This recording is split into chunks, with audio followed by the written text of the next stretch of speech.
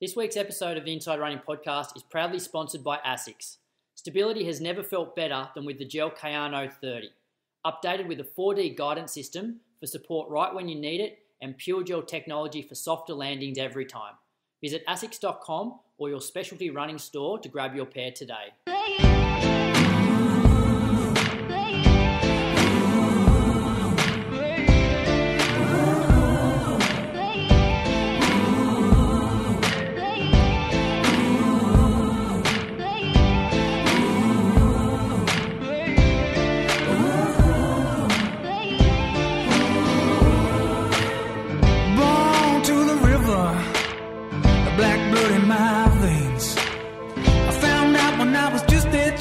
Being a skin can bring you so much pain.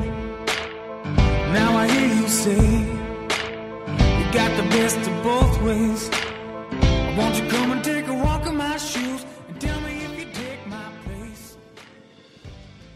Welcome to episode number 305 of the Inside Running Podcast. Thank you for joining us for another week. Just looking through the agenda here. It should be maybe a bit of a medium-sized show. A few results to go through, a few Diamond Leagues, a few states had their Half Marathon Championships.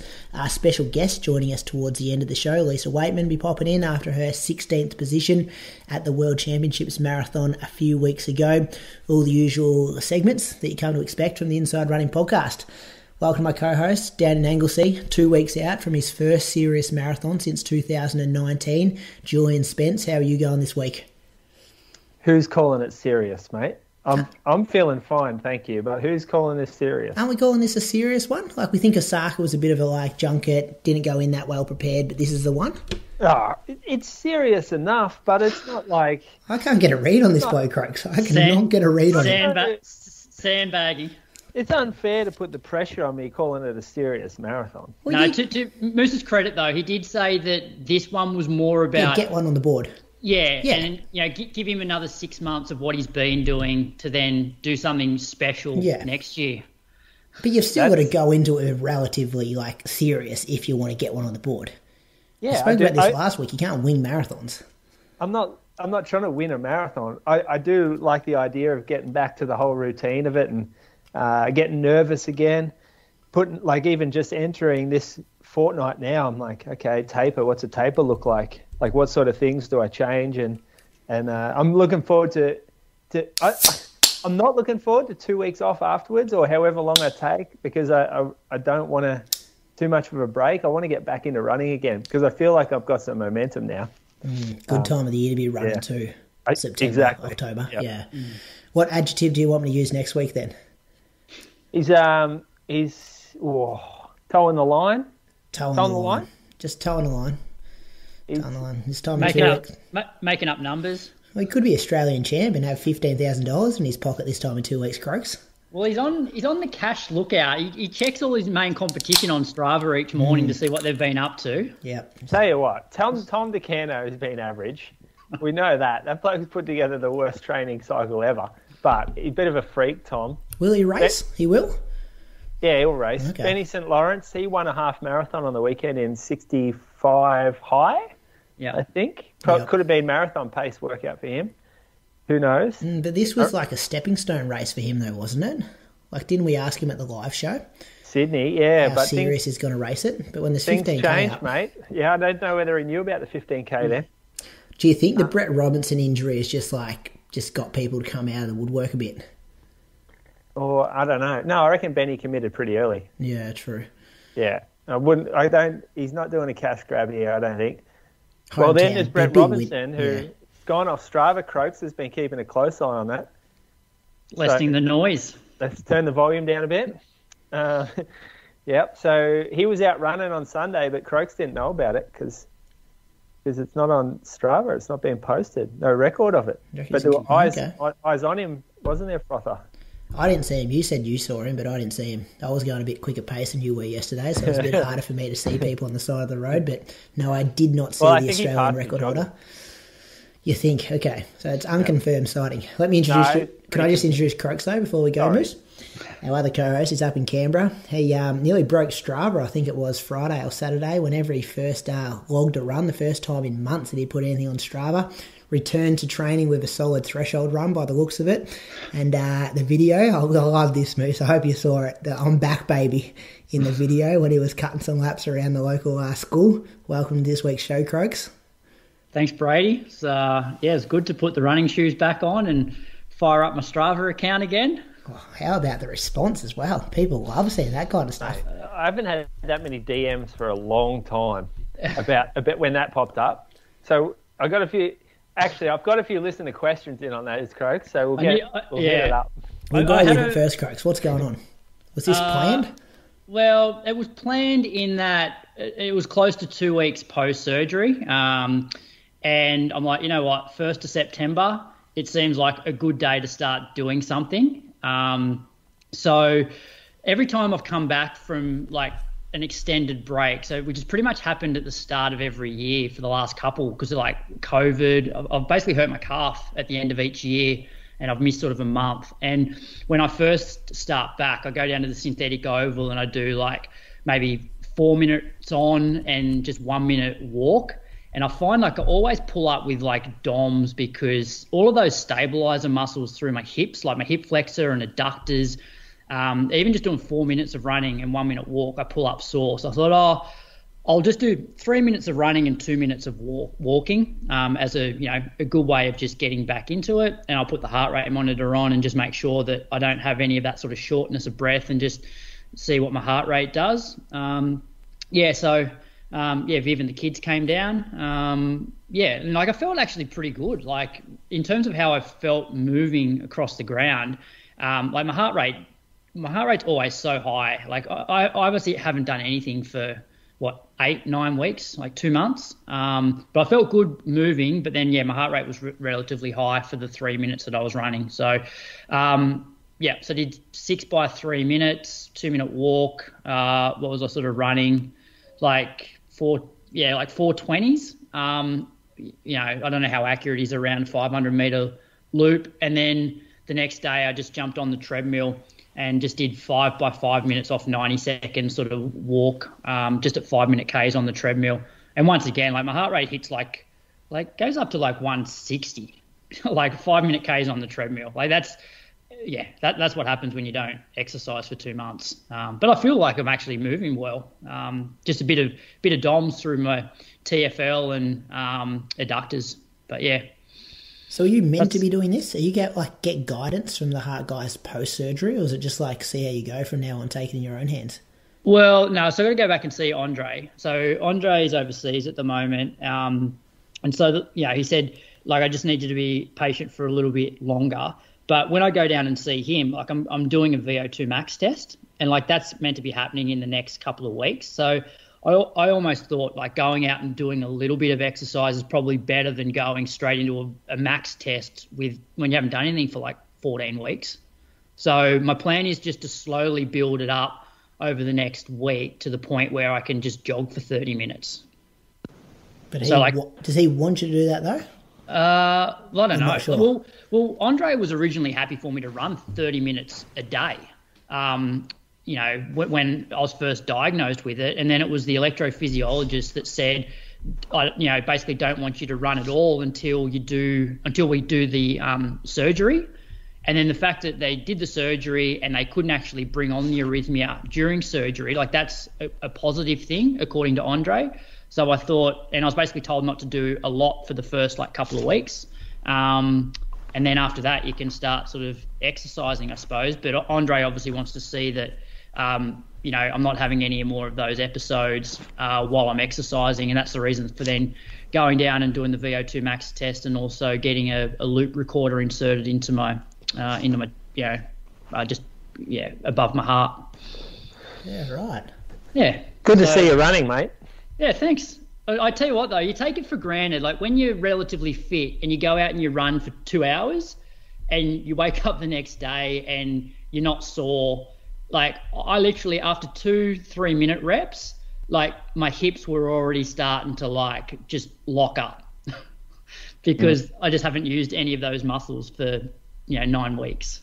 So you definitely take it for granted. And this has got to be the worst part of running is like when you're coming back from a long period off, you're just like everything just sort of aches a little bit. But I know that within the space of a couple of weeks, that all goes away and you start to feel pretty good again. Did you you didn't consider slowing down when you saw your heart rate getting so high? Not really. It's got one pace, Moose. It's just one pace. But it's not like heart rate's high, but perceived effort's actually quite low. Like when you're running 3 minutes, or on the treadmill, I'm running 5 minutes at 5 minute Ks on the treadmill. Like I don't care what the heart rate does. Like I'm not working. Yes, I'm working hard from a heart rate point of view, but my heart rate does this every time I take more than 5 weeks off. But perceived effort's pretty low. So yeah. And today I did. I did 6 minute reps, 90-second jog. I'll walk. Yeah, you had the Mulligans loop back. Yeah. So I just did that around there. Yeah, so I think last week was 10K in total. Did a hour walk on Sunday. I thought two days in a row was enough, just because I did have a little bit of DOMS. And I'll do 3 days in a row now, and then I'll take a day off, and then maybe go 4 days. Yeah, cool. All right, it's good to see you back. Better, you've been pretty up and about for someone who had heart surgery, but has it impacted your, just your mental headspace? What, taking the time off? No, just being back out jogging. Not that you it felt like you didn't have a down period though, mentally. You seem pretty up and about every week on the show. Yeah, I think I definitely coped better than I thought I would. After a couple of weeks, I said to a few people, when you're in the running bubble of running 160, 170K a week, it's it sort of consumes you to the point that you forget about everything else out there. And so having that taken away from me, I got to spend more time, Lily's riding a bike and I go for walks and, so I probably didn't miss it as much as I thought. Plus, I don't have any real ambitions to race, that sort of thing, but it was definitely nice on Friday afternoon just to have some endorphins pumping through the body again, even though I did 18 minutes in total of running and a heap of walking. It felt like I'd done I was an athlete again. Good. Moose, tell us what you've been up to. All right. Well, I had a slightly different week this last week. I did 3 workouts instead of 2. 3 sort of less intense workouts. Excuse me, I just had to do a sneeze, and I thought it was better to mute my mic for that. Jeez, good audio control there. Oh, I've been sneezing a lot. I'm in this little sort of man cave room, and it's a little dusty. So I'm just going to go back. I think I ran with Ellie on Monday morning. She brought her dog to my house, and I had my dog about to run, so that was interesting. Her dog's not very friendly, and it's not very well behaved, and she hasn't trained it. So going for a run with the two, Theo was just wondering what kind of animal this thing is. Why aren't you listening to your owner, kind of thing. But they got on all right after the first bit. They ran kind of not together, but in the same direction at around the same pace. So I just got out for 48 minutes. Ali did a bit more. Then I did 30 minutes that afternoon. Decided to run down the hill towards the beach because that's where Bree and Pia were. They were having a little bit of a beach afternoon, so I ran down and met them and then got in the car and drove home. I had a swim.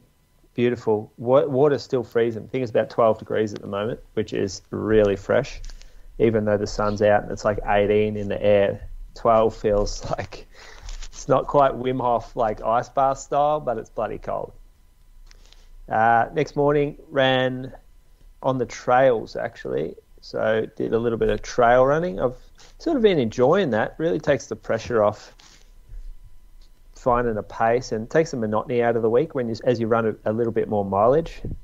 The only trouble is my ankles aren't great, so I normally pull up sore the next day in the ankles. So I think it was after this run that I decided I probably should put the trails away for a couple of weeks.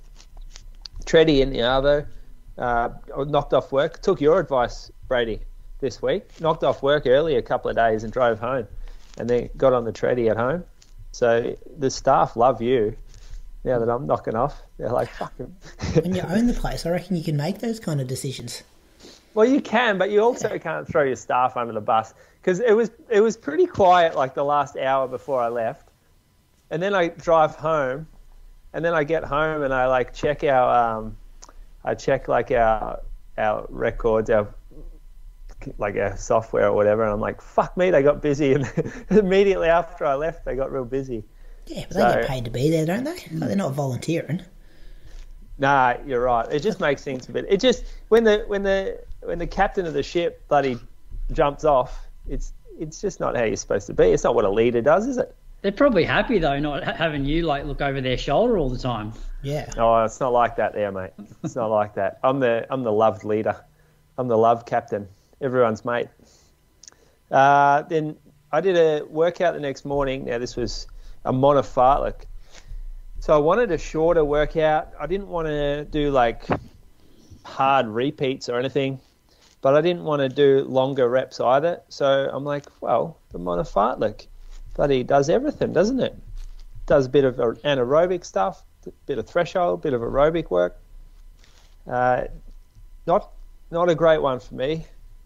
So got out. It was cold. It was fucking windy. It was raining, and my body was feeling marathon specific at this point. I had a real slow kind of cadence. I could not get the gears to change. So I start this workout by going downhill. So it's a bit of a cheats way to start the workout, but it is a loop, like out and back course, and I do out and back a few times. So I don't really I get 2 downhills and 2 uphills. So the laps, if I go to the laps, it was like 304 pace, but that's downhill, so that's not that impressive. And then 304 the next time, 314, 313, 302, 256 for the 1 minute reps. Then into the 30s, I reckon I was going downhill on these first couple, 252, 304, 309, 308. Now that's getting pretty slow for the 30-second reps, and then in the 15-second reps, I could not change gears whatsoever. 310, 310, 310, 316. It was good to finish this. I felt like I was happy because this almost means that I'm getting it right for the marathon. I reckon if you're in great, like if you can punch out a super snappy, fast, like real poppy monofartlek 2.5 weeks out from a marathon, you've probably done something wrong, I reckon, with your training. In the end, I think it was like 3:18s or something, the average pace. Not great, 3:17. And then I didn't do a double that day. I ran the next day in the morning, 45 minutes. Still on the trails that day. And then the afternoon treadie, again, knocked off a bit early. Thanks, Brady. You've been the ideas man for me. Wasn't my idea to get dropped by Toby on the way home? I don't think that was my idea. Oh, yeah. Oh, was it Croaks that said knock off early? He doesn't like working full days. I thought I said get a ride home with Toby and get dropped off half an hour from home and run home. I might have suggested more than one thing. I'll take credit for it, though. I said run in Geelong after work, then drive home. Mm. Yeah. Well, this could be your idea, Moose. Well, if Toby comes to me when he starts running again and goes, I'm knocking off early today for a run, I'll say, fuck no. That's not how it works. Brady's getting in your ear, is he? The reason that I did 3 workouts was because I kind of wanted to do this workout with Ellie on the Friday. It was a hilly tempo. I gave her 50 minutes up and down the dirt roads out the back of town. It's like, this is a great workout. If anyone's ever sort of needing something to get them strong, this sort of workout is just should be a staple. I reckon we're going to do this once every 4 to 6 weeks in the programs that I write for people. We went 20 minutes warm up out the road, which was kind of like an uphill road, and then we did 50 minutes. we did 46 minutes 40 because we got back to the start point a little earlier. We did, it doesn't say total elevation gain for the lap. It says 2 meters, but I'm pretty sure that's just because we went out and back. But if you have a look at the elevation profile for the lap, it's like full of pretty steep hills. There's a couple of grindy hills.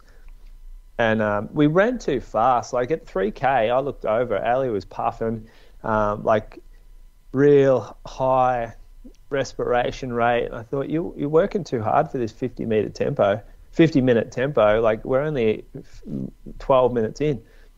And she didn't really slow down much. So we got to halfway. I could tell she was kind of fucked. There's a little bit more downhill on the way back, but she pushed quite hard, which made me push quite hard because I had to keep up with her. And it took this workout for me from being what was supposed to be a moderate difficulty to being a pretty solid workout, because we averaged 336. It's probably over about 300 meters of climbing, maybe 280 or something. And I was like a bit beat up from it, and I was a little bit cooked later on in the day because we'd run 23K. So I probably went too hard and long on this one, and I adjusted my Sunday because of it. So I went real easy Saturday, which was ran with crammers in the morning actually. The good crammery. Is that all right to say that? The Brady? One who was 4 minutes slower than the good crammery on Sunday. Well, one of the crammeries anyway. We just had a jog together. He was coming off an injury. And then on the treadie that afternoon.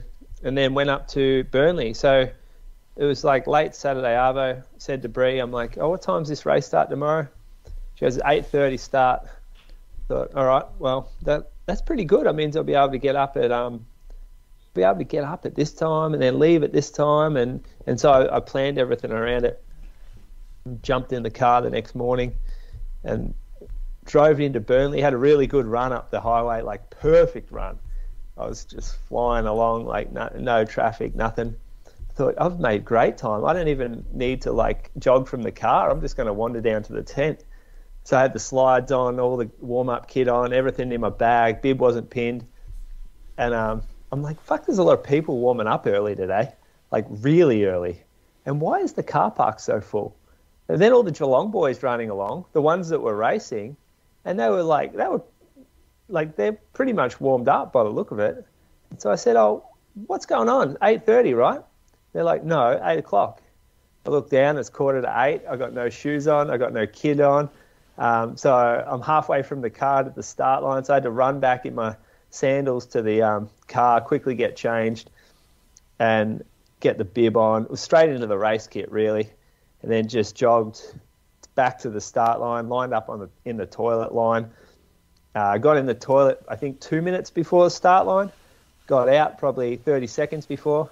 Made it to the start line okay. But my plans again changed a little bit because I just thought, all right, I'll warm up during the race. And what was it, 21.1K. I just thought I could not jog in this race. Like, it is. Have you ever tried properly jogging in a race? Like properly jogging, like 4:30 to 5 minute Ks in a race. Either of you boys done that? Yeah, I'd once paced Benny Walker, who we used the music for at the start of the show at Melbourne Half Marathon one year. But he was like racing at like 4:30 pace, and I just stuck with him the whole way. But yeah, it was different. Like, I was in heavy shoes. It was more of a fun run vibe than like an Athletes Victoria vibe. Yeah. I know what you mean, though. Yeah. AV vibes are different to fun run vibes. Yeah. I've never tried in an AV race, no. Everyone at AV is out to run fast, basically, or as fast as they can. Whereas fun runs, it's like, let's just go out and enjoy the day. Yeah, the bulk of the people are doing that stuff. Whereas the bulk in AV are putting themselves on the edge. Exactly, yeah. And so no one's really interested in jogging. So I was like, I thought we were jogging. I ran the first K of this race in like, I don't know, 3:45 or something. And I thought it felt like 4:20s. And I'm looking around at these people. I'm like, you guys are running. You guys should be way up ahead. This is too slow for you. And then the next K was like 3:50. And I'm thinking, fuck, slow down. And I was on the start line, just jumped in with the Geelong guys and got passed by probably 400 people, I reckon. And I still couldn't slow down enough. Like, it was poor by me, but at the same time, I'm like, there's got to be a limit, really, to how, like, this feels so easy. It's just a race atmosphere. It's amazing what a race atmosphere can do for you. Because I run 450s nearly every day, and this felt the same just because there's people next to you. It was probably a bit of adrenaline pumping through your body after you realised you fucked up and you got there too late. Yeah, the adrenaline's the thing, though. And even the start line, it's carnage. Like, all the women and men run together. So they got the same start line, but they put all the women on the left-hand side of the road, all the men on the right-hand side, and then they hit the gun, but then they funnel everyone onto the right-hand side of the road, the right lane. So all the women have to, like, zipper into the men's, and then they're coming across, but then there's probably 300 men behind them who want to be in front of them. And so the men are all running up the back of these women who are being funneled into this one lane. Fucking dangerous. Like, I was just running along, my arm swing. All of a sudden, there was a lady in front of me. I punched her in the arm. And I'm like, fuck, like, that really hurt my arm, lady. Get out of the way. No, I did feel bad for her.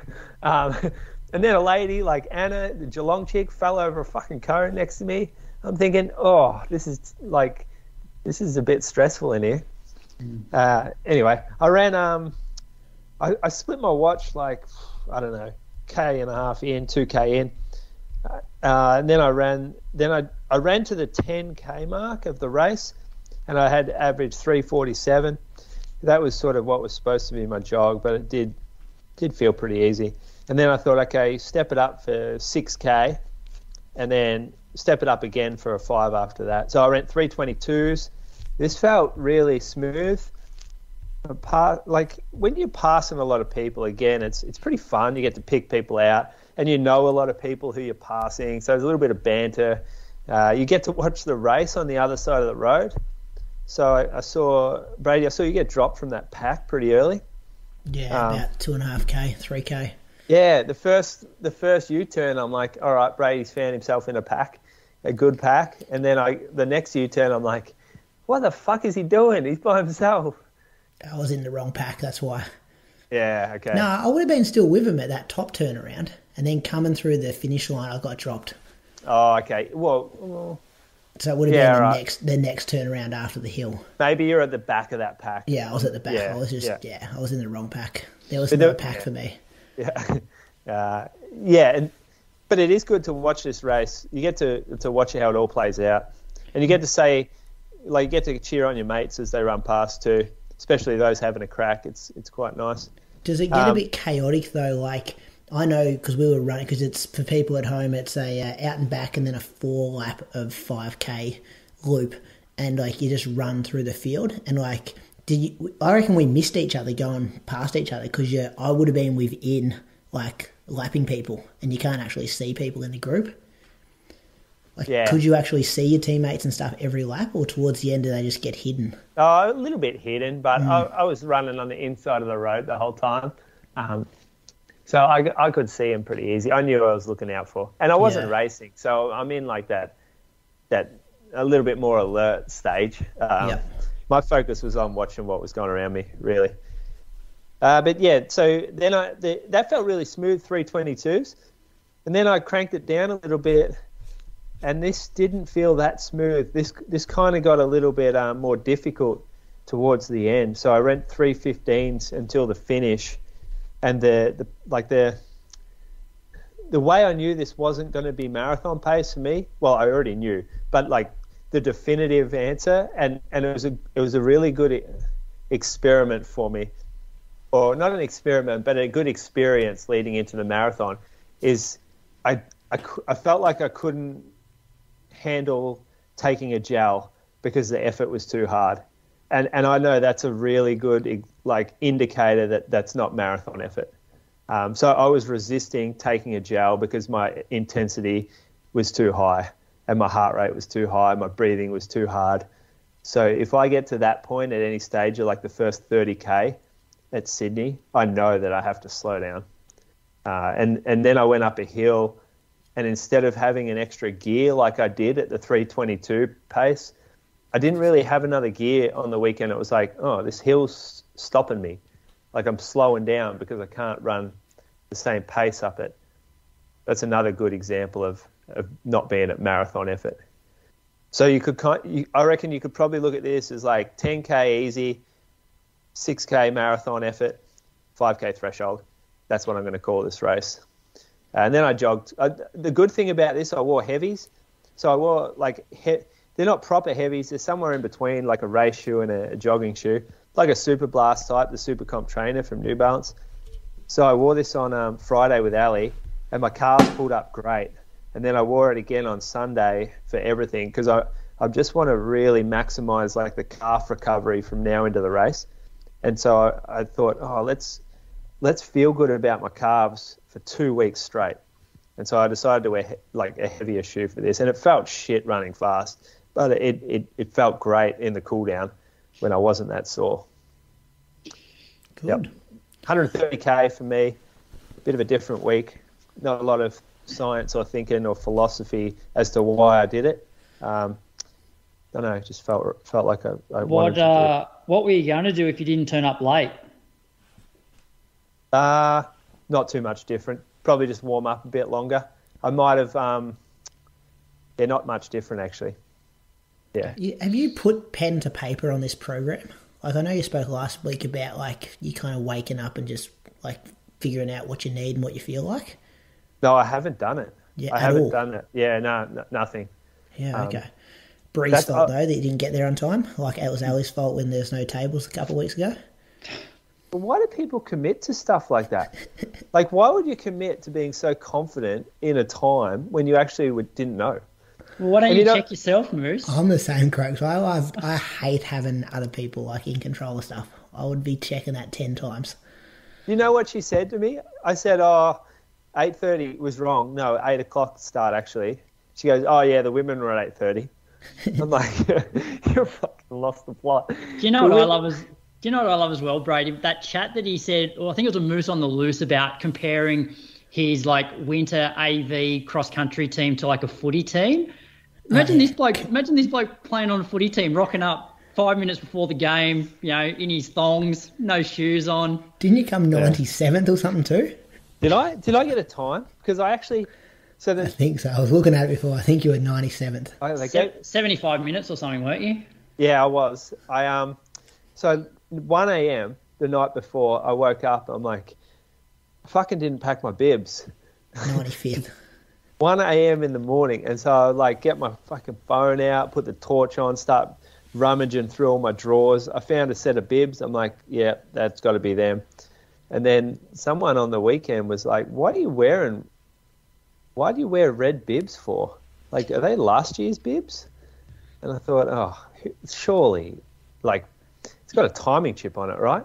And so, finally, it must have, unless someone's gone into bat for me at AV and chucked me in the results, I reckon last year's bib was picked up in the results. That's pretty good, isn't it? Yeah, I know. How long have you been, Moose, like for a guy that's been around as long as you, like we've banged on so many times on this show about, get all your stuff ready the night before a race and here you are 1 a.m. getting out of bed to do it. I know. There's just too much. Just the difference between you and me, Croaks. I'm just working and I'm busy. Just got a lot going on. I think the saying is, Croaks, for a smart man, he does some dumb shit. Yeah, you said that, not me. Did I score? Did I score for the boys? I don't know.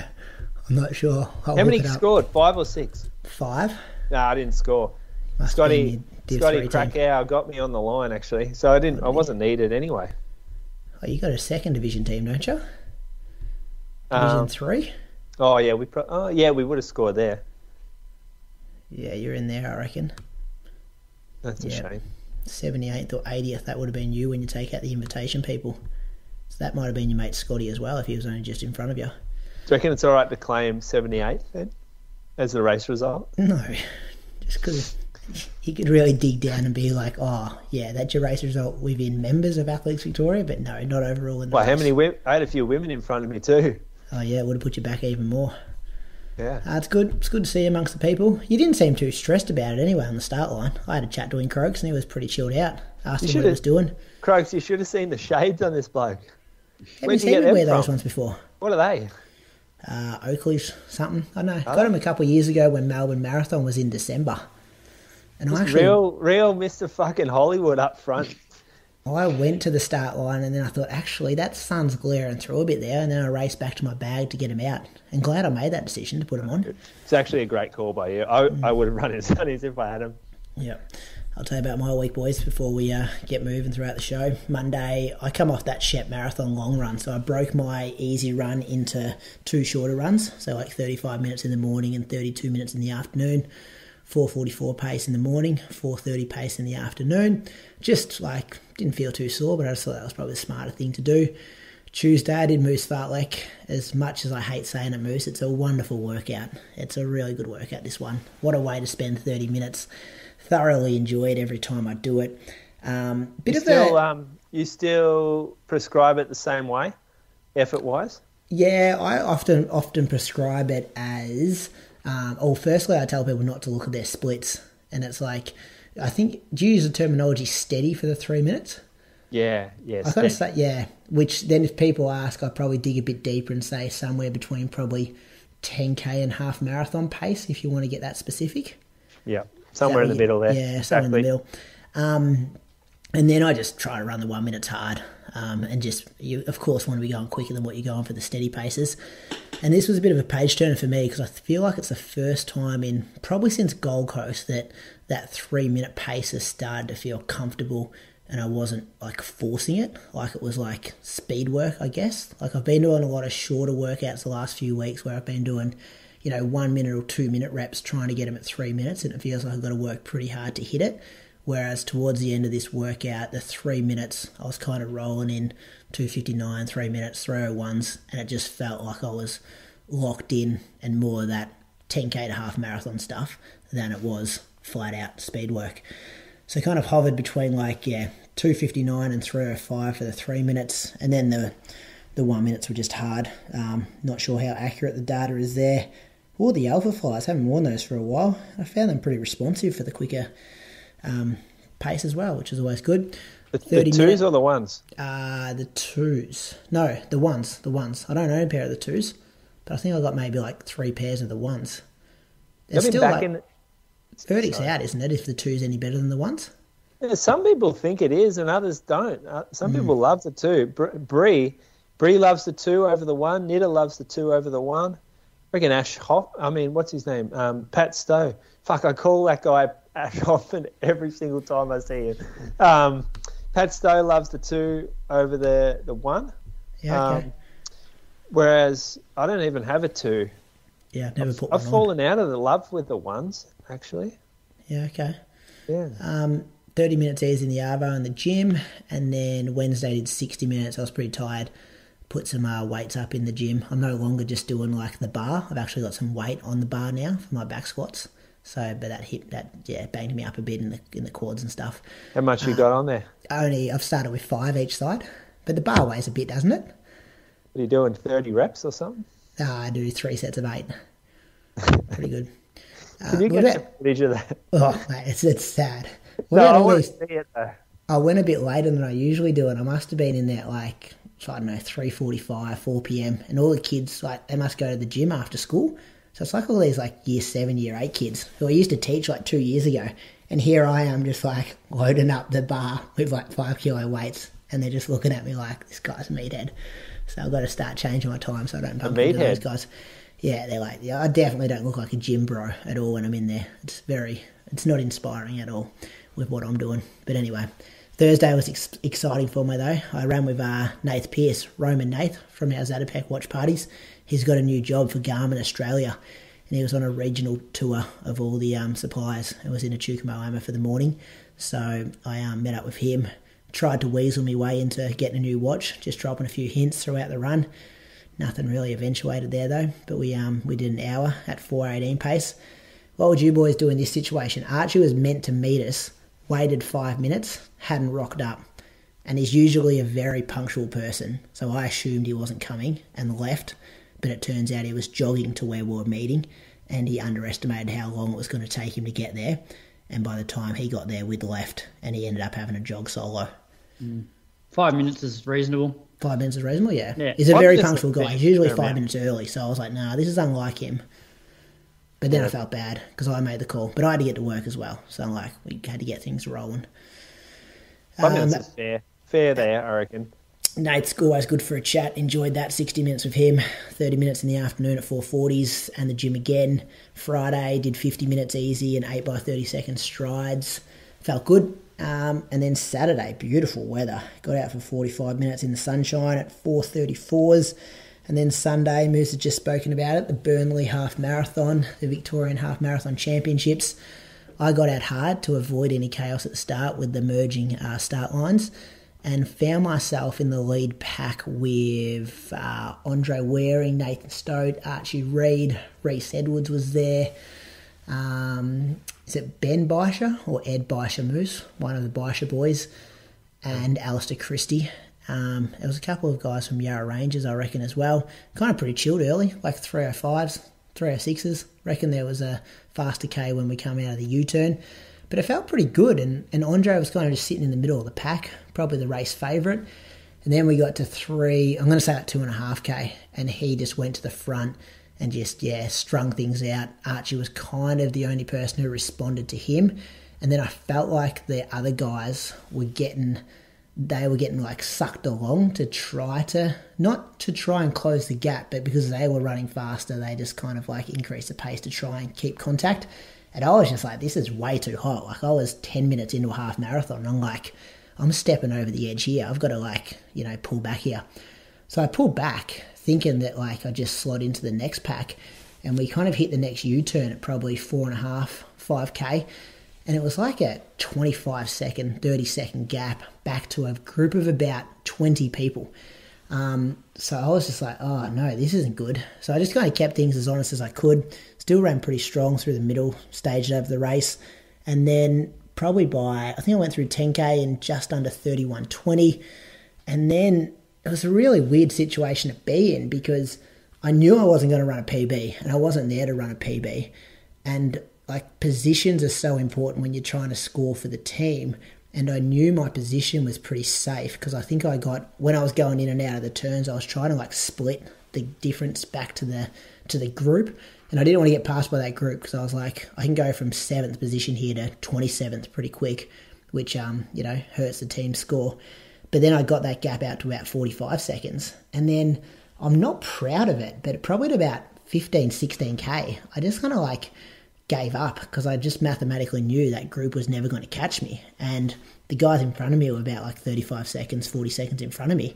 And I still ran hard and strong, but I like didn't rinse myself. And I'm like, oh, that's the first time I think I've ever done that.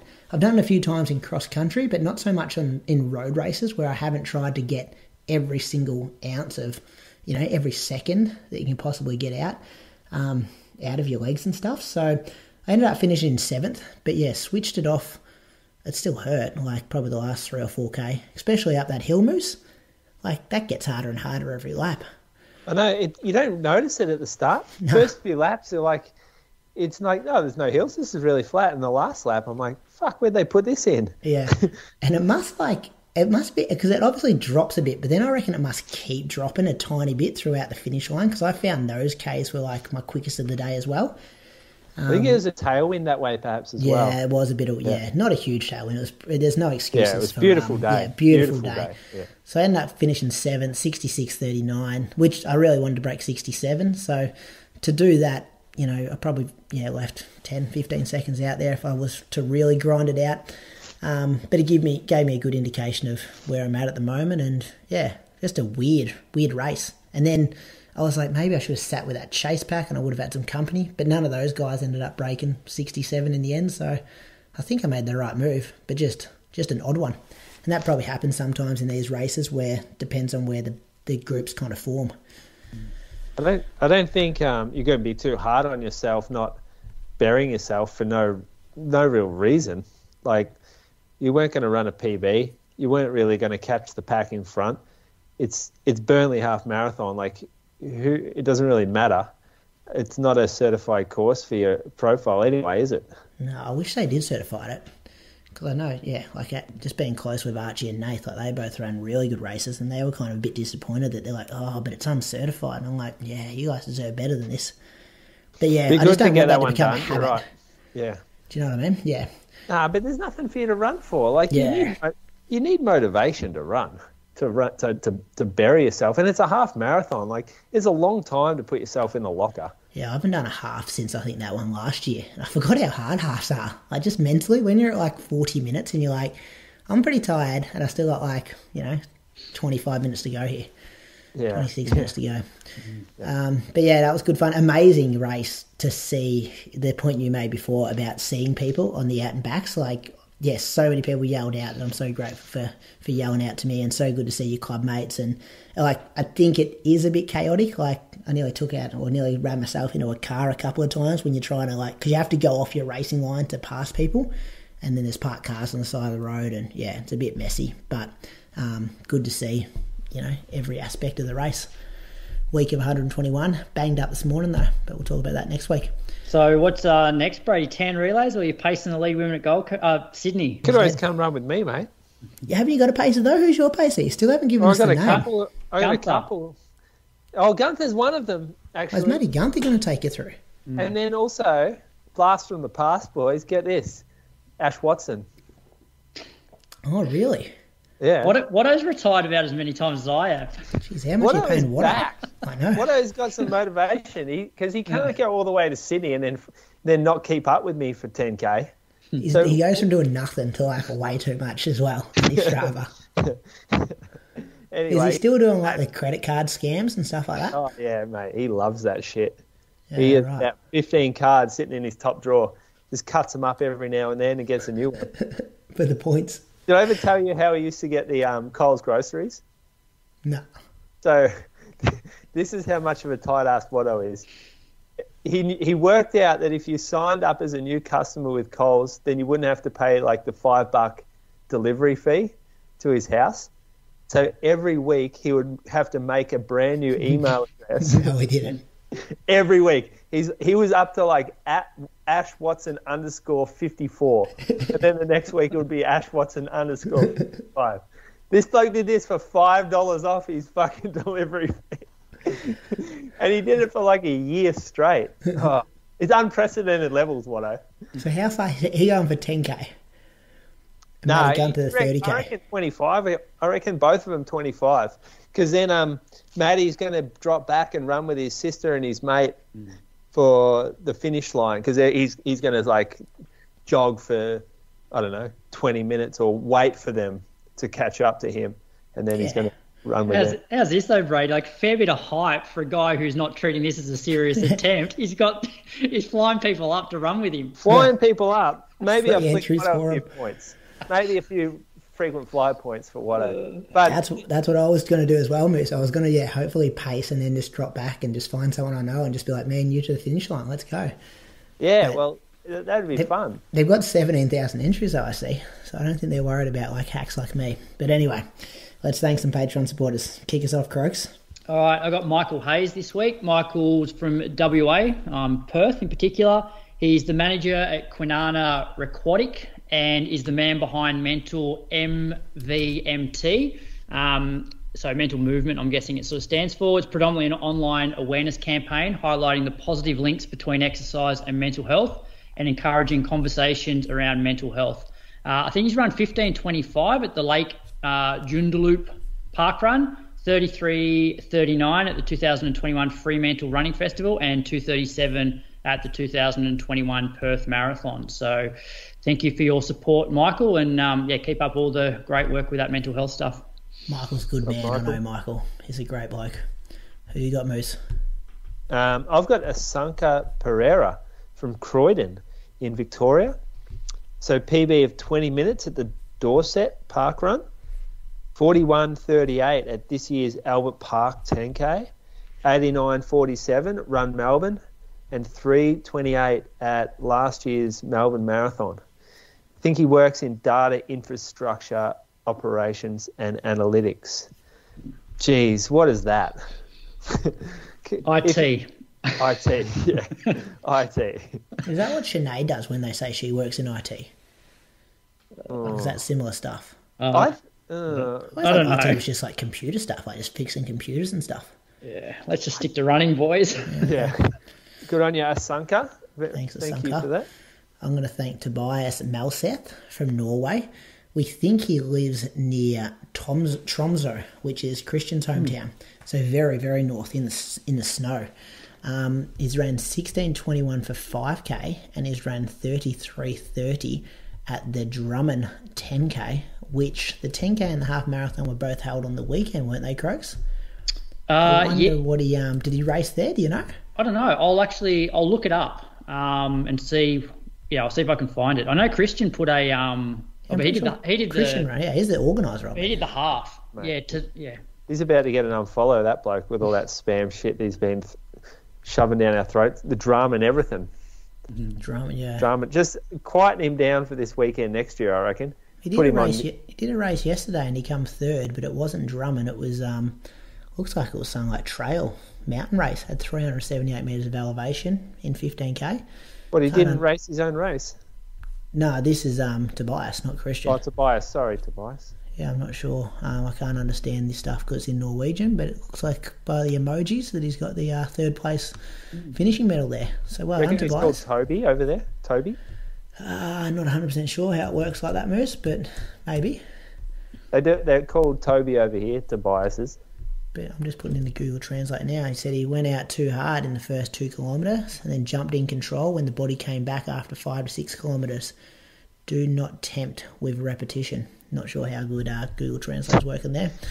But well done, Tobias, and thank you for your support of the Inside Running Podcast. Thank you to all Patreon supporters for their support of the show. It was a big week of content last week. I hope you enjoyed the uncut version of Shoe Geeks with your man, Moose. That was a great episode. One of the best of all times. Some big feedback there. Yeah, I loved it. What do you like about it? I just like that. Well, actually, was Tom DeCano there at all? Like, he hardly spoke the whole time. That's not what I liked because I actually enjoy hearing from Tom, but I feel like he was just a fly on the wall, didn't have too many questions. Nidda was up and about. I like that. But I just find, I don't know, the English accent, I think... You like the guys, English accent. That's what made this interview. No, I think it was good to listen to. I think those guys have they have a level of respect for you guys, so then it makes a conversation pretty free flowing. And there are a couple of moments there where he you could tell he really wanted to tell you guys stuff, but he legally couldn't, and that was a good sign that he felt comfortable around you. I think, it just flowed really quick. I must admit, sometimes I don't get through all the Shoe Geek episodes because they're a bit too technical for my basic brain, but I found that one was very easy to listen to. Yeah, we got a lot of good feedback, actually, personally about that too. Yep. What else are we doing on Patreon? Road to Berlin. Those boys are only 3 weeks away, I think, as of yesterday. So they'll be recapping that. The curse hasn't hit anyone yet. The monthly will be coming up soon, I reckon. We'll have to do an episode for August to recap things there. And we're 2 of 3 hosts locked in for the next Road to series. Still working on the third one. Even got Chriso working on the third one for me, fellas. He was in the DMs of this other person the other day, which is good. Anyway, Inside Run Podcast. No, patreon.com/Inside Run Podcast if you want all the details over there. This week's episode of the Inside Running Podcast is proudly sponsored by ASICS. Stability has never felt better than with the Gel Kayano 30. Reimagine stability. New 4D guidance system provides adaptive and on-demand stability, supporting runners in every step of their run. Softer landings. New Pure Gel technology for enhanced shock absorption, softer landings and smoother transitions. More cushioning. New lightweight FF Blast plus eco cushioning and an increased 4mm in stack height means an even more comfortable ride. A lighter footprint for a brighter tomorrow. The Gel Kayano 30's carbon footprint is 14% lower than the industry average, a study conducted by MIT. Visit asics.com or your specialty running store to grab your pair today. Run and use Croaks take us to Zurich Diamond League. All right, yeah. So I know we chat about it every year. The Diamond Leagues after a major championship are a bit hit and miss. Some people sort of wrap up the season. Some are trying, for some redemption. Zurich was a good Diamond League. The one in China was probably a little bit lower quality, but firstly, Zurich.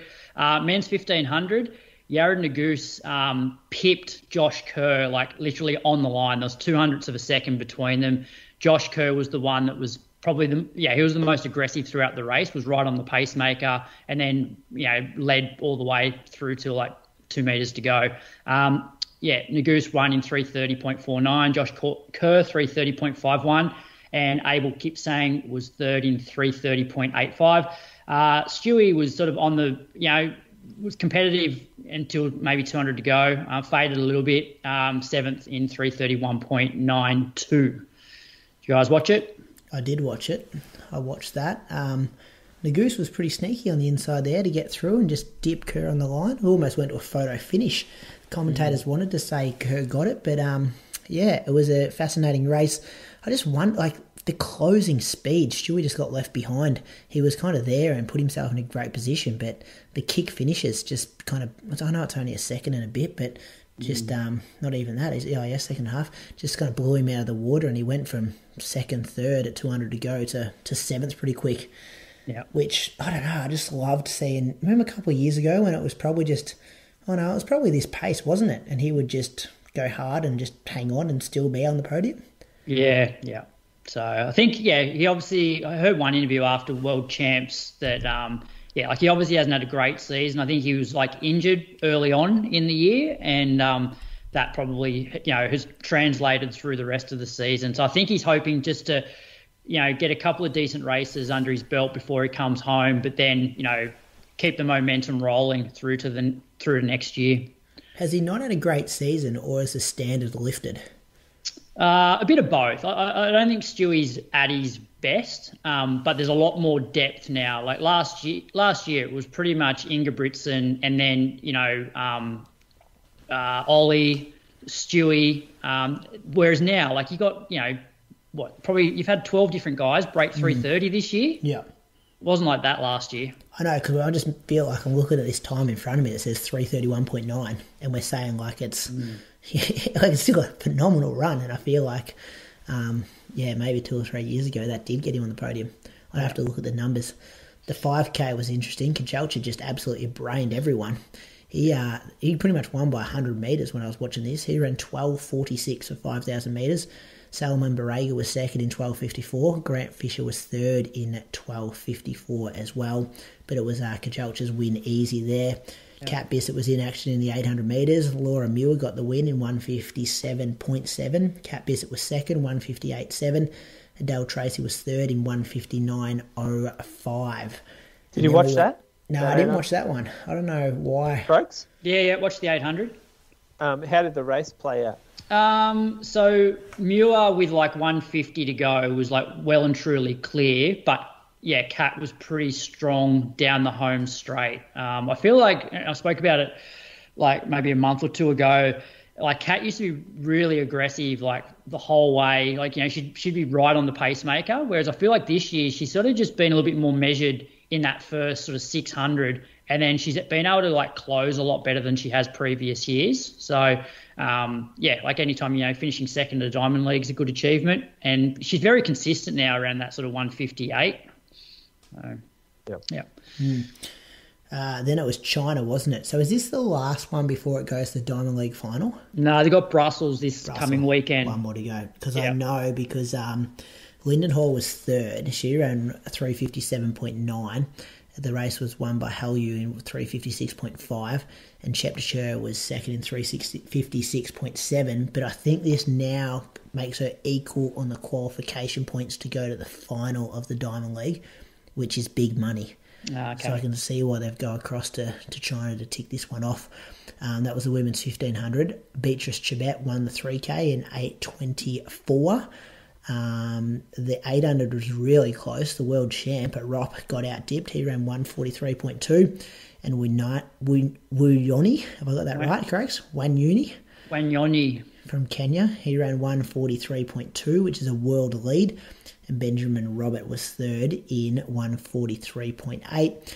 Our man in the steeple, Al Bakali, doesn't get beaten often. He ran 8:10 to win that. So if I don't know about these Diamond Leagues post-World Champs, a lot of people skip them.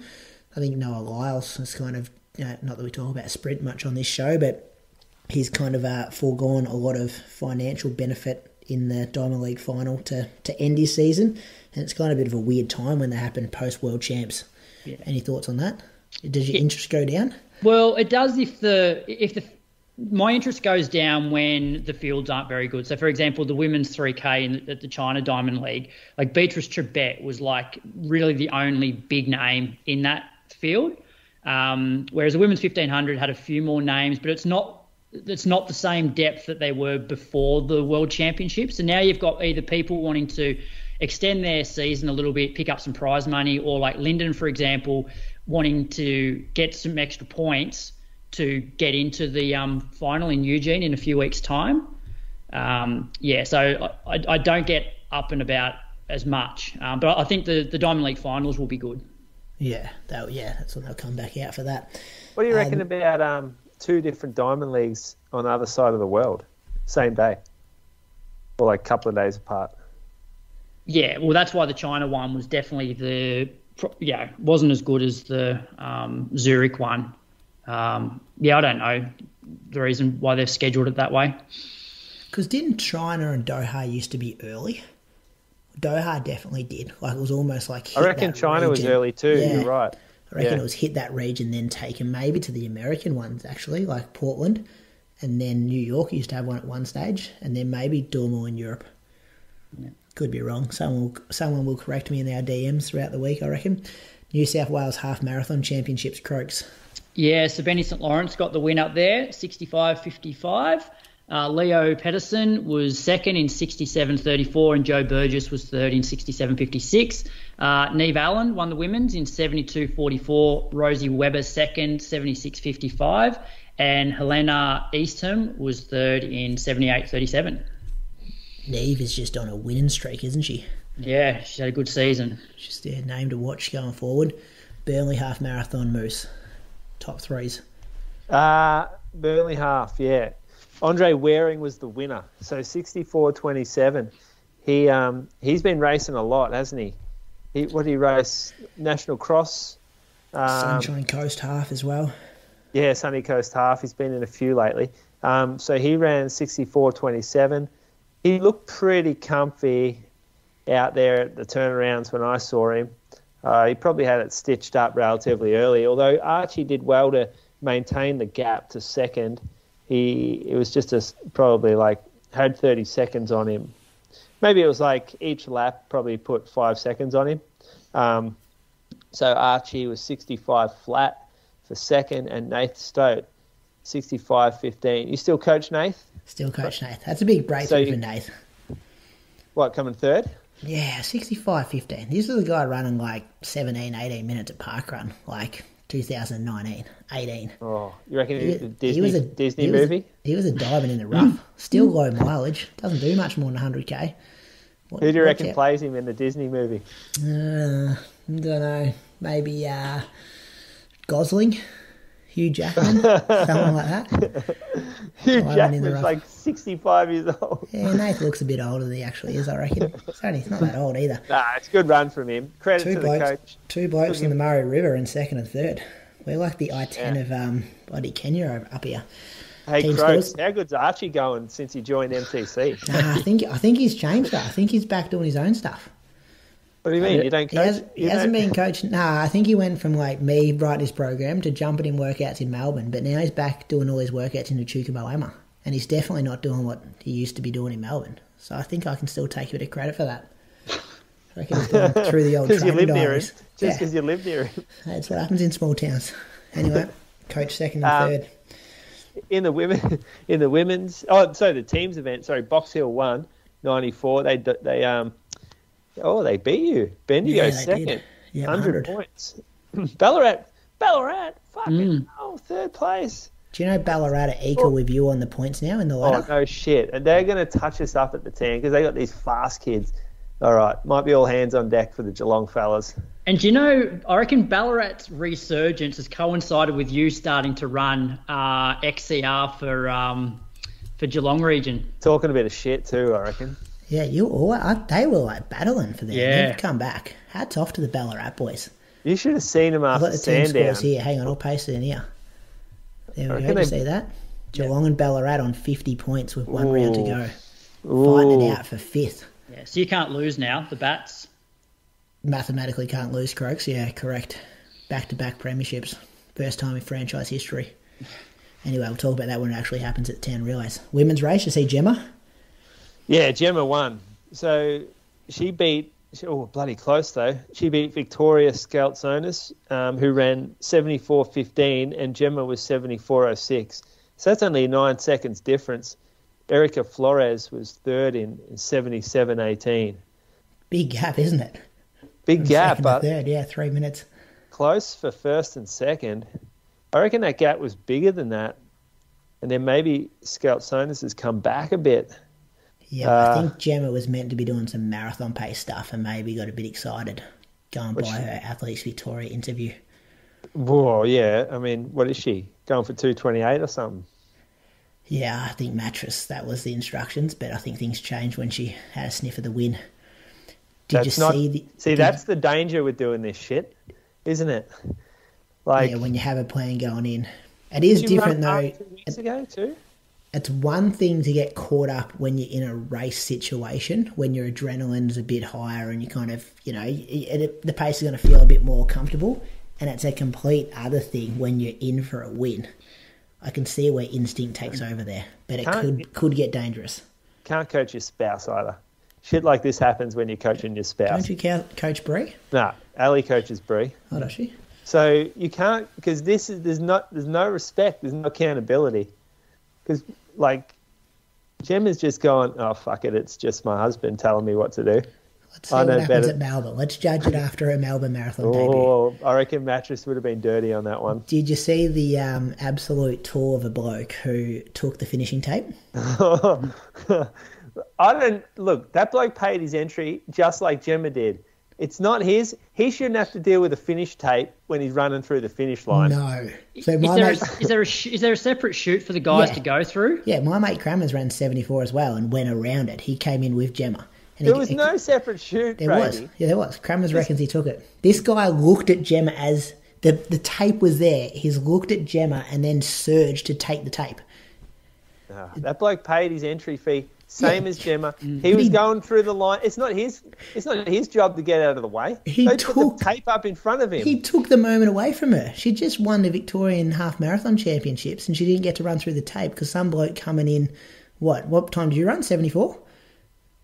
Some bloke coming 85th got to run through the finishing tape and not our best female half marathoner in Victoria on that day. You blame AV for that, not this poor bloke who just got caught up in it. This bloke doesn't want to deal with that shit. He's out there to run his best. He wasn't. You watched that video. He thought, I'm taking that tape.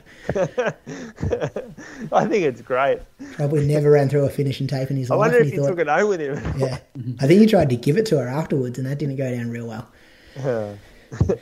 Anyway, this is getting interesting in the teams though. So Glenn Huntley won, all 4 of them in the top 10, which is amazing. Box Hill second, South Melbourne third, but they are 7 points ahead of South Melbourne. So yeah, this ain't that interesting. Yeah, they've got to avoid a disaster at the 10 relays, and I guess if they've got 4 in the top 10, that's not going to happen. But if they were to finish 7th or 8th, and St Stephen's were to win at 10 relays. They do have a lot of fast women, so that's probably like fast juniors who can go quick.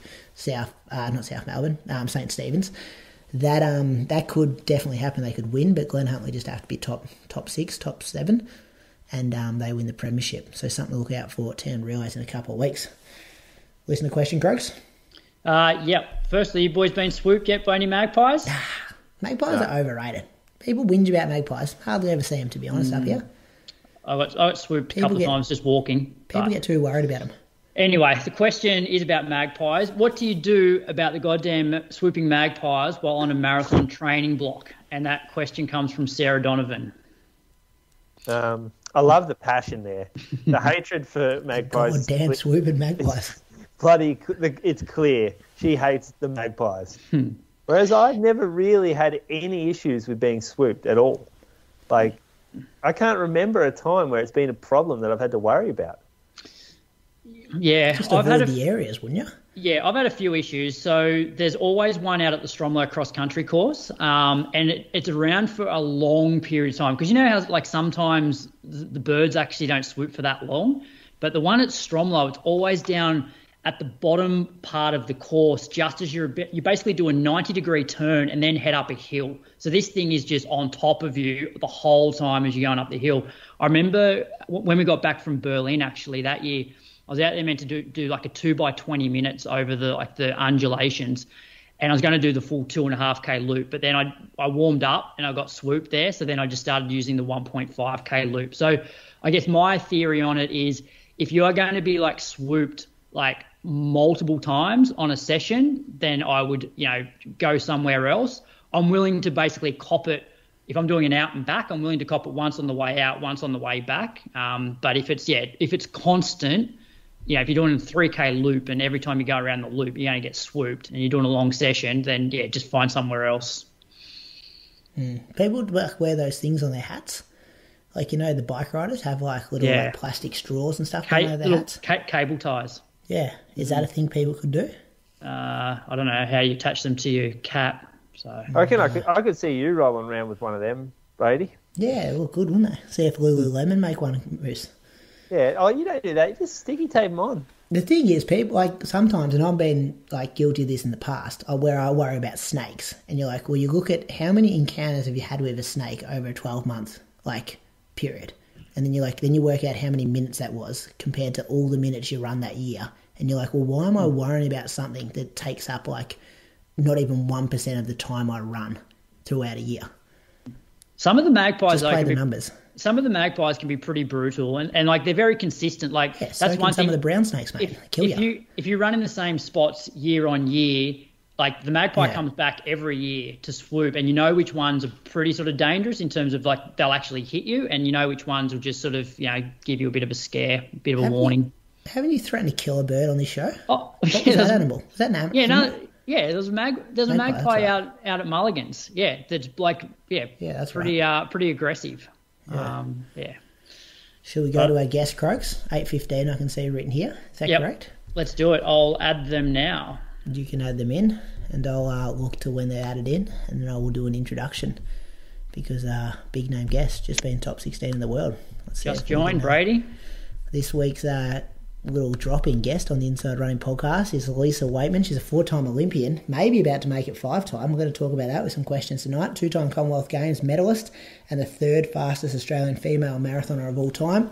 Last weekend, she finished 16th in the world at the Budapest World Championships over the marathon. Welcome back to the Inside Running podcast, Lisa.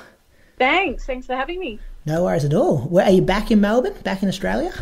I am. Yeah, we spent Sunday in Budapest, Lachlan and I, and enjoyed a swim in the pool to recover, and then we flew home that afternoon and got back Monday night, then started work Tuesday. So we haven't really had a moment to breathe, really, but it was a fantastic trip and glad I had the opportunity to experience it. Straight back in the swing of things. How's the body? Like, that can't be good flying that close to the race finishing as well. Like, were you pretty stiff getting off the plane, I'm sure? Yeah, look, I wasn't too bad this time. I think I paced myself pretty well in the run and sort of come off it pretty well. So the legs have been, pretty reasonable. It's always hard to jump on a plane, especially when, you really want to be celebrating and having a bit of fun. And Budapest was just beautiful. So we were a little sad to leave, but very excited to go home to Pete. So we'd you'll probably ask me a few questions about the lead up, but we had spent already 4 weeks away from him. So we were both pretty keen to get back to see him and enjoy the celebration with the family. Is that the longest you've been away? We've probably had you on the show when we weren't parents, like previously, and I'm not sure if we would have ever asked a question like that before, but that here in 4 weeks and thinking about my own children, like, that must be very difficult. Yeah, it was a lot harder for the Olympics. So with all of the COVID challenges that we had, I was away from Pete for, I think it ended up being 9 weeks. And so, by the time I got home from that trip, including all of the hotel quarantine and the, was quite isolating throughout most of that period. I was, not in a good mental space. So this time was certainly a lot easier. And he was very lucky. And Locke and I are very lucky. My parents are very close to Pete and we spend a lot of time as a family together.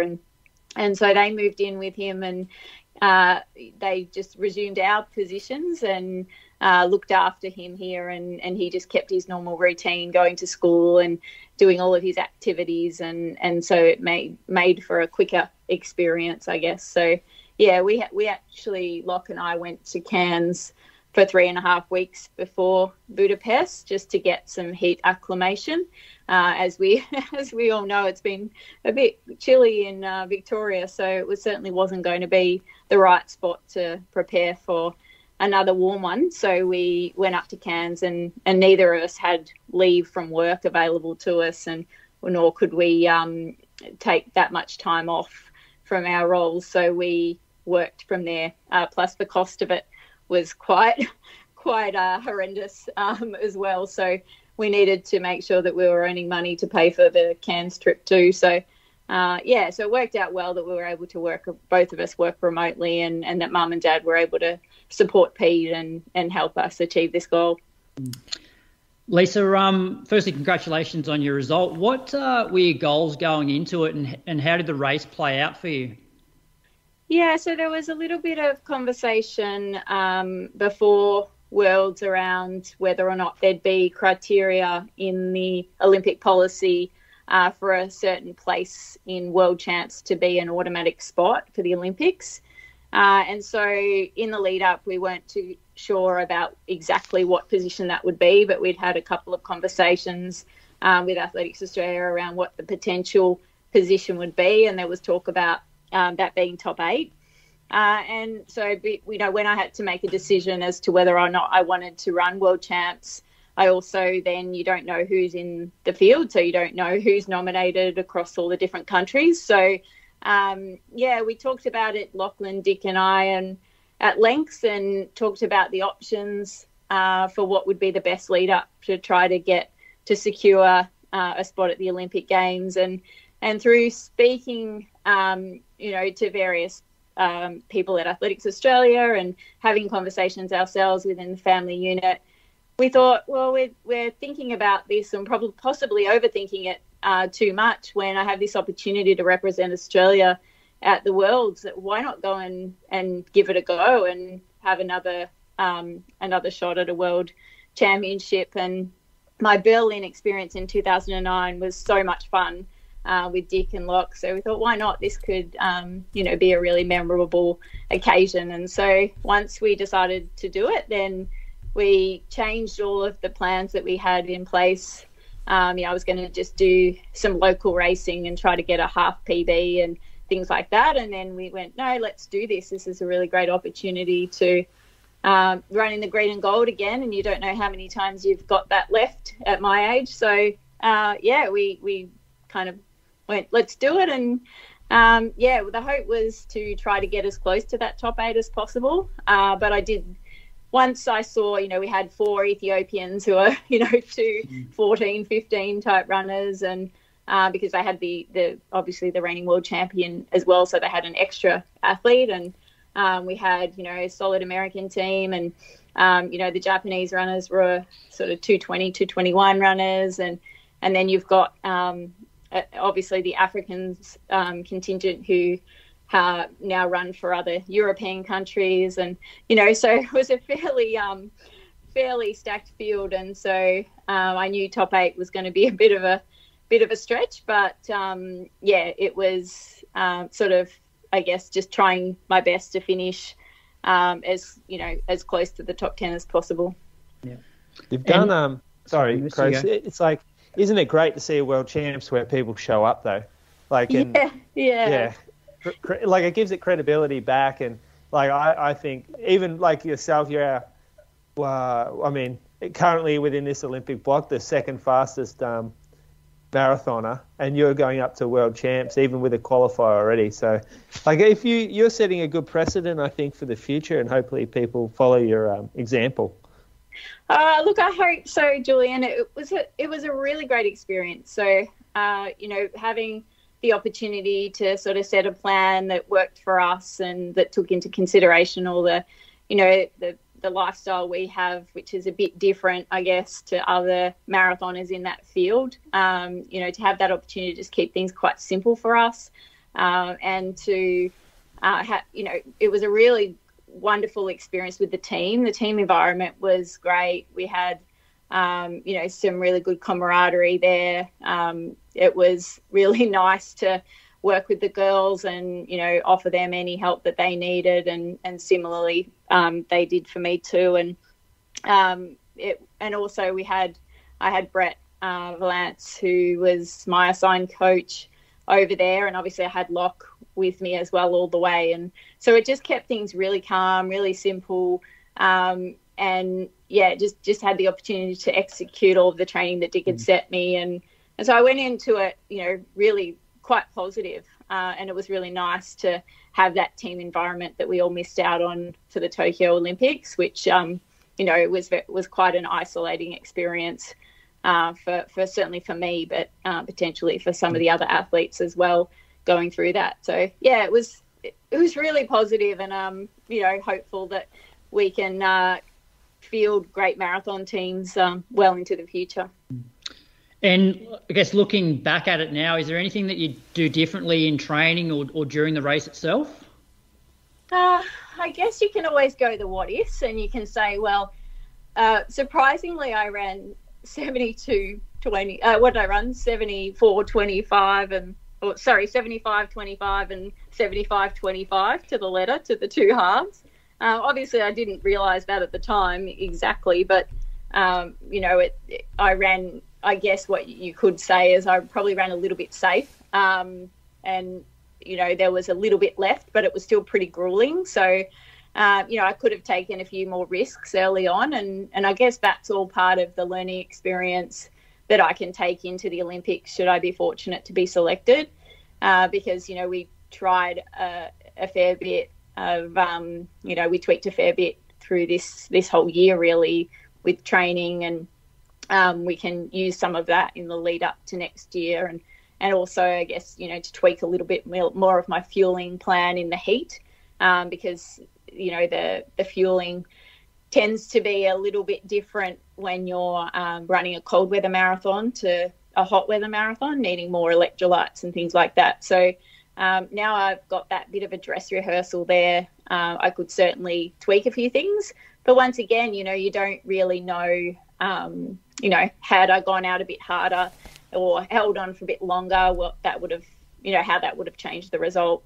So I think in the end, sometimes you just kind of got to go, okay, well, I made those decisions on the fly, and just kind of be happy with that and not overthink it too much. Otherwise, you're constantly in this sport thinking about all the things you haven't achieved instead of celebrating the things you have. So, yeah, try not to do too much of that what-if scenario at this stage. Lisa, how confident and safe do you think you are with the qualification for Paris? I've got you as a lock. You and Sinead, your times are that far ahead of everyone else at the moment, but you've kind of mentioned that, going to these ones was trying to cement that position a bit more. It will be a fifth potential Olympic Games, and I did some research before, we've had some people in athletics go to 4, Rob Di Castella, Steve Monaghetti, Lisa Ondieki and Simon Baker, but no one ever gone to 5 before. So you're pretty confident this far out? Look, you would think that that I should be at 2:23. I mean, I've been chasing 2:23 for my whole career. Just Lisa Ondieki has been a mentor of mine since I was a young girl, and I remember sitting at Olympic Park at Azotepec many years ago with Dad and Dick watching Lisa Ondieki run the Azotepec, and I remember saying to them, "Wow, I wish one day I could run as fast as her." And so I guess I won't forget that, that sort of mindset and that experience with Dad and Dick, and to have done that this year, finally, after all this time, and also to run, sort of fast times on the track as well, in the 10 and on the road, has been, a very special personal moment for me in my career with everything that we've invested. But yeah, to think that I finally hit the 2:23, and I'm still nervous that I won't get the spot. I guess nothing is certain, and I'm striving to run even faster. So I guess I just keep striving, and hopefully, I'll run another one a bit quicker again and really cement my spot. I've certainly trained a lot more, certainly done a lot more mileage, and the quality of my training has certainly stepped up as well. And in the sort of since I started running, preparing for Berlin last year. So, so it's good. The body's handling it all. And so I'm excited and really want that opportunity to make history and run at 5 Olympics. Yeah, I've got you down carrying the flag into the opening ceremony. Well, I don't have much of a profile, and I've been laughing a lot because I said I've finally hit 10,000 followers on Instagram. It's only taken me like 44 years or however long Instagram's been going for, but I don't have the profile, I guess. So probably the flag's probably not going to be not going to happen for me, given I don't have much of a profile, because all that stuff seems to be important these days, not just performance. But to have that opportunity, I wasn't happy with my performance at Tokyo, and there's a lot of things that went into that performance, and so I'm certainly I've certainly taken an opportunity to step it up in my training and to have much of a stronger mental game as well. So I really would like that opportunity to run in the 5th one, because I think I'm certainly ready and raring to go. Well, here's a stat for you, Lisa. There's only been 7 athletes from all different sports that are Australian that have gone to 5 or more Olympics. So it's like Andrew Gaze, Natalie Cook, Stuart O'Grady, Zhang Fang Lei from table tennis, Mary Hannah, Russell Mark, and Andrew Hoy. They're the only people that have been to like 5 or more. And so if you made it 5, like that is your profile. Like, yeah, I think you'd have to be then up you'll there get for carrying a 100,000 flag. followers. Yeah. I don't know. I don't know what I've done wrong in the social media game, but look, I'm really proud of everything that we've done. I mean, I've done all of my running with a full-time job because we just haven't been able to support ourselves financially through running. So, I'm hoping that, I would love it if there was more of a profile, I guess, from my story, because, we're in a position, Locke and I now, I guess, where we can really take more time off, and we've sort of done things a bit, upside down in comparison to the standard way of, athletics in this country and around the world. But we're sort of at the position now where, next year we'll take a fair chunk of time and focus solely on the Olympics and be in a position to do that. But I think, throughout my career as an athlete, I just financially haven't been able to support myself. So we've had no choice but to do it this way. But hopefully they can sort of, that message can go out, and, Sinead and I can kind of promote the message that, when you want to be a marathon runner, you don't have to be in a rush, because you can do it well into your 40s and probably do it better than ever before. And so there's no reason to rush and really put yourself at risk or not establish other important things in your life as a result. Yeah, and on the financial stuff, like we've seen you backed up after, was it Nagoya and then, or was it Osaka, and then you did Tokyo. There's some big money getting thrown around at Sydney and then Melbourne Marathon. Like, will we potentially see you go around domestically to grab some money? No, I'm at the stage of my career, and what I have been pretty much throughout my career, where the performance is why I run. So, I ran Tokyo, but I didn't get paid for Tokyo. So I know you guys mentioned it on one show, but, or were wondering why I did that. Yeah, was it to get the majors? Yeah. Was that the whole thinking behind it? I actually was, I had an opportunity through ASICS to get a sub-elite start originally, and this was before I had an offer from Osaka, and so I was then given the opportunity and invited to run Osaka because my manager organises the elite field. So when I was given that opportunity to run Osaka, I was like, yeah, I really want to do that. and have a go at running fast there. And you know, I knew there was going to be a group that I could run with, and so it was kind of the perfect trip. But I also had the sub-elite start for Tokyo because Tokyo had selected their elite field, and they hadn't picked me for that. And so I had the sub-elite start through ASICS, and my friend Claire, she was thinking about running Tokyo, and I said to her, look, if I recover well, I'll from Osaka well enough, I'll pace you for, you know, as much of it as I possibly can, depending on how I pull up. And so she'd booked our accommodation, and we were going to, you know, the kids were going to play together, and, you know, we're going to have a good time after Osaka and help her. But then she got a bit of a hamstring niggle and then ended up moving to do London. So I had this entry.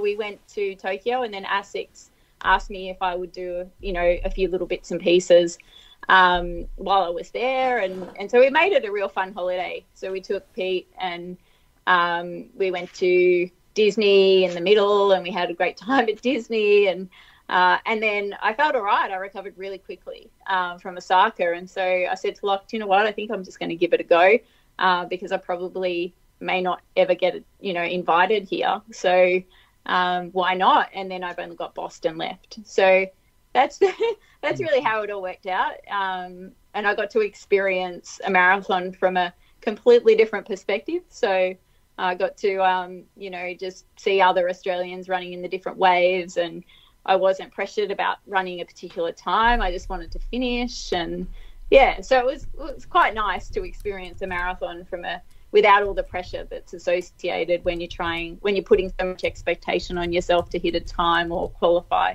for something. So will you look to do another fast marathon before the Olympic qualification period ends? Yeah, I've got one more planned. So, hopefully I'm recovered pretty well so far. And so I'm just starting some light workouts this week. And if everything goes well, then I'll do one more before the qualifying period ends. Can you say whether it's going to be this year or next year? It will definitely be before end of January. Okay. Yeah. Okay. So it shouldn't be too long before they announce it, I'm sure. Yeah. These things are coming around pretty fast. Yeah. Lisa, you ran an hour the day after the marathon, is that right? In Budapest, did I see that? I jogged with Locke 5K around the island. And right. Yeah. I don't know what I might have seen something different, sorry. Yeah, no, that's right. Yeah. Locke and I went the next day to sort of shuffle around because we knew that we were going to be getting on a flight. So we thought, you know, we want to kind of move a bit so then we don't just get off, you know, on a plane for hours and then stiffen up. So that was sort of the method in the madness. We were really lucky. We had the track. I'm sure you guys probably saw everyone taking videos and photos, but it had the rubberized track around the entire island. So they certainly looked after us with the hotel they had us in because we had access to that, and then we had access to all these thermal pools. So we were able to go and use those as well before we got on the plane. Yeah, of course. What do you do with your heat training? Like, in order to get it right, like what, for those people out there who are doing hot marathons or warm ones at least, can you like offer a little bit of insight? Yeah, so we went to Cairns because, as you probably know, Julian, usually it's about 28 degrees there at that time of year. But we were a bit unlucky because it was a bit cooler. It rained a fair bit while we were in Cairns, and some of the days were a bit, 24 degrees. So we were hoping it would be a little bit hotter to give us that sort of maximum benefit, but we had to just deal with what we were dealt with from the gods.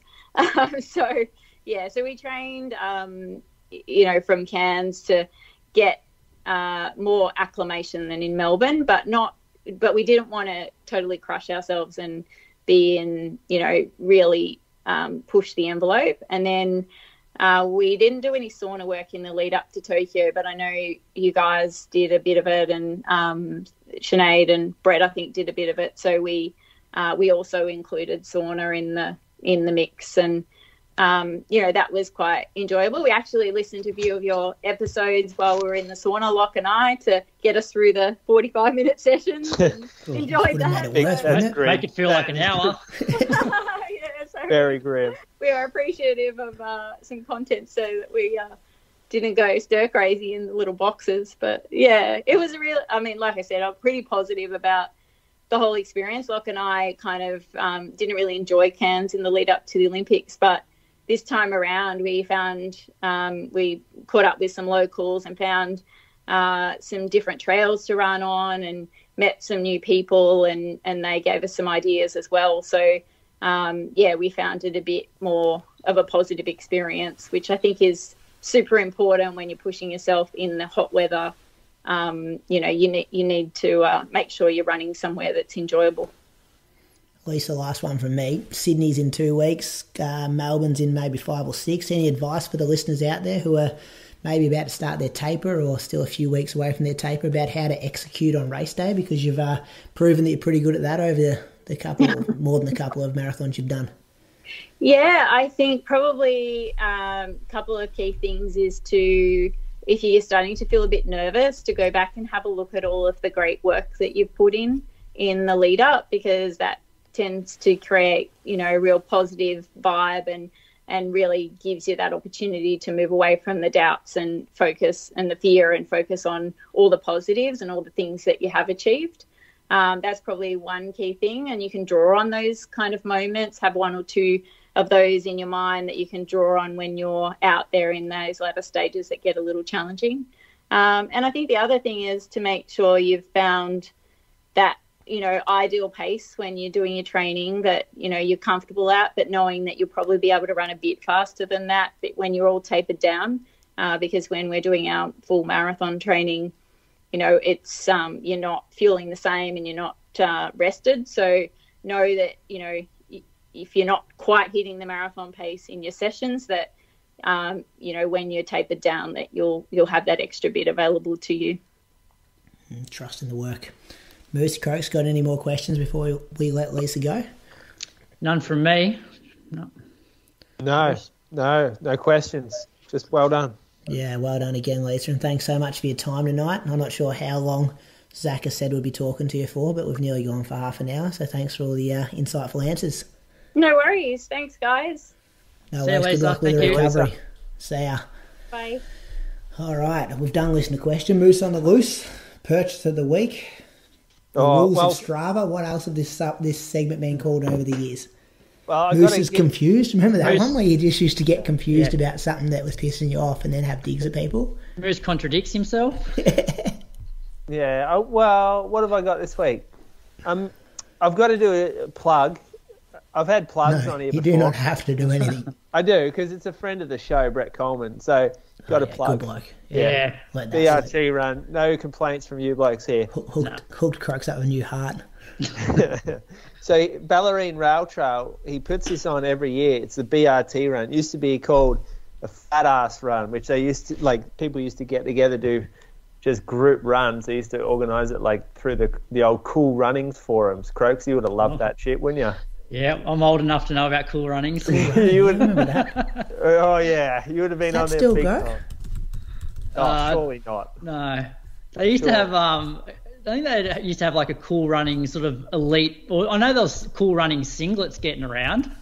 I remember it was blue and yellow. You know who used to wear one? I reckon it was Dave Croniti used to wear one of them. Yeah.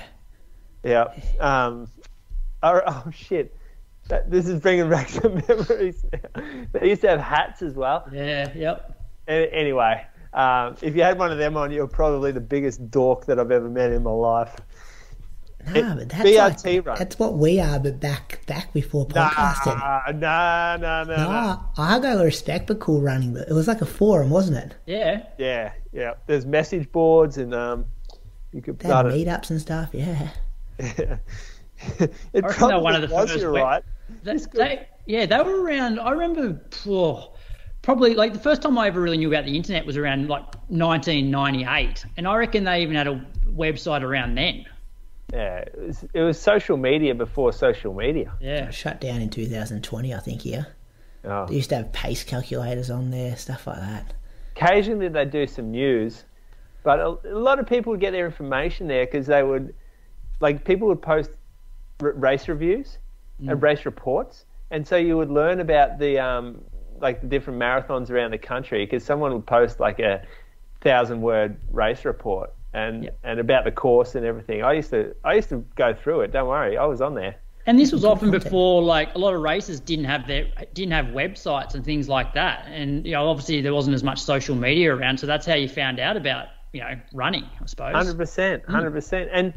And there was race reports afterwards where, like, you would see the elite race results get posted up there. So it was bloody good, wasn't it, back in the day, Cool Running? Yeah. Terrible name, though, Cool Runnings. Like, that's a miss. Let's Run. It was sort of like a real nerdy Australian version of Let's Run. Yeah, that's a good way to describe it. Anyway, what was this all about? Brett Coleman, the BRT run. Yeah, BRT run. Oh, he was on there, I reckon. He used to plug this BRT run on there because it was like a free one. You would rock up and do it, and then it had to shut down the free stuff because there was too many people and all that. And so he gets insurance for it now, and people pay $10 to show up. I think it's I've just got some information. It's down on the Ballerine Rail Trail. The 34K, it starts in Queenscliff and you run out to Drysdale and back. And the 17K, the most convenient thing to do is park in Queenscliff and you catch this train, steam train, down to Drysdale. You get off at the train and you run back to your car. So it's not a race or anything like that, but it's a good chance for Melbourne marathoners to get out and do a long run. That's originally what it's for, 34K. You can have a practice your drinks. We're going to give out a free Morton gel. Or Morton's going to help us out with that as well. So Morton, big fan of the show. They give out a gel when you pick your bib up from the running company. And then the whole idea is you practice your nutrition for this run and you can run with different people. And it's a great thing. It's a fundraiser for Geelong Region Cross Country, of course. So it's $10 until 5 p.m. the night. No, $10 until today. I think it turns to $20 after today. Sign up closes 5 p.m. the day before. So get on there. We love it. Still good value, even $20. $20, fuck, that's awesome. I mean, you can put your personal drinks in buckets, I believe, and they take them to the different tables that you can set them out at. That's like, it's basically a marathon simulation run that someone's looking after you on. Anyway, that's this Sunday. We're going to be down there with a little tent. You might be able to catch a sight of Jimmy Friend, who's becoming quite famous. Someone called him out on the street the other day. Someone drove past as he's walking down Paco, and they're like, "You're Jimmy from the podcast." He's good, isn't he? He's good on the mic, Jimmy. Chuffed with that. Zachary wants to give him his own show. He was talking about Saturday night. Oh boy, I might lose him in the store after this. Zach's got some big ideas. Couple of beers with Zachary on Saturday night. He's come up with about 10 Patreon shows he's creating. There goes Moose's leave work early and go for a run. Yeah. There's one big dog allowed in that store. Toby got injured at the right time. He was getting real ahead of himself. And now I've got Jimmy. Adams, remember? Yeah. Jimmy's coming through now and taking all this fame. It's a bit of a battle down below me. Battle between Toby and Jimmy. Bit of animosity brewing, actually. That's good. I love it. Who's the best second tier podcaster in the store?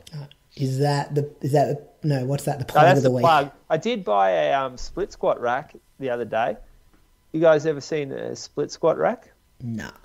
Probably have at the gym, but don't know if that's what it's called. It's tiny. It's like a little tiny. It looks like a mini squat rack, but in between where the barbell would go, it's like a foam roller that kind of gets like pinned in between these two racks, and so you rest your trailing leg on it when you're doing split squats, and it's really comfortable. And I thought that was an extravagant purchase by me, considering that I really don't do split squats very often. However, it's comfortable, and you know what? I'm going to do more split squats because of it. Yeah. So valuable investment, especially for someone with knee arthritis. And listeners, hang in there. In 6 months' time, you'll be getting it real cheap. I was going to say the same thing. Marketplace. This is a great marketplace buy, actually. Like, make note. For someone in the future, anyway. Very good. What's coming up, Croaks? For me, not a lot. Just continuing my run walk, building towards hopefully a 30-minute run in about a week, maybe. Oh, one thing I didn't mention during my week was the 3 runs that I've had so far. I haven't had any of that sort of shortness of breath or feel like my heart has, gone to 200. So that's a positive sign. Just be careful, all right? Just be careful. All right, I will. Not you getting carried away. Moose, what do you got coming up? I've got this taper week. So I reckon it'd be a good chance. Like, people get tied up in talking about what workouts they do during a taper, as if like the workout in the last 2 weeks is going to make or break your marathon. Could certainly break it, but you're not going to do anything that will make it. But there's other things within the taper I reckon that we should talk about. So how about we do that next week? Just run through like the non-workout side of a taper. Because there's things I'm doing now that I've never even told anybody that I do. And I don't even tell my athletes that I do that or that they should do that. And I reckon I've been writing some stuff down. Yep. All right, that's good. Next week, Croaks, put in there. Yeah, that'll be like that'll be listener question / training talk next week. Yep, that'll be good. Brussels Diamond League's happening 8th of September, early Saturday morning for Australians. Great North Run, which is Mo Farah's last race. He's already done his last marathon in London. Then he did his last race in London yesterday at the Big Half, and this is his official last race ever, full stop. It's a bit like John Farnham here with the last tour, isn't it? Yeah. Says who? Says he. Till he needs a bit more money, you reckon? And fee gets him out of bed. Good little appearance fee, this one. Say goodbye at the Great North Run. Then he'll go on the US tour. He's won a few times too, Mo. Remember that epic year when he couldn't pull back Bekele? Mm-hmm. Yeah. Bekele. Gebrselassie was there too. Yeah, he did dump Gebrselassie, didn't he? Yep. And Bekele just got away from him. Turned his head about 300 times in the last 200 metres. Anyway, that's episode 305 in the bag. The Road to Berlin will be out Thursday morning. No, I think it's Friday morning this week. So patrons, keep an eye out for that. And thanks for listening. See you, boys. We're done. Have a good week. See ya. See you guys. Same to you. Special thanks to ASICS for sponsoring this episode of the Inside Running Podcast. Stability has never felt better than with the Gel Kayano 30. Updated with a 4D guidance system for support right when you need it, and Pure Gel technology for softer landings every time. Visit asics.com or your specialty running store to grab your pair today. But here I stand, a man whose roots he understands, and I'm gonna hold my head up high. I was told as a young man, doesn't matter if you're white or black. Just show love to everyone you meet, doesn't matter if it's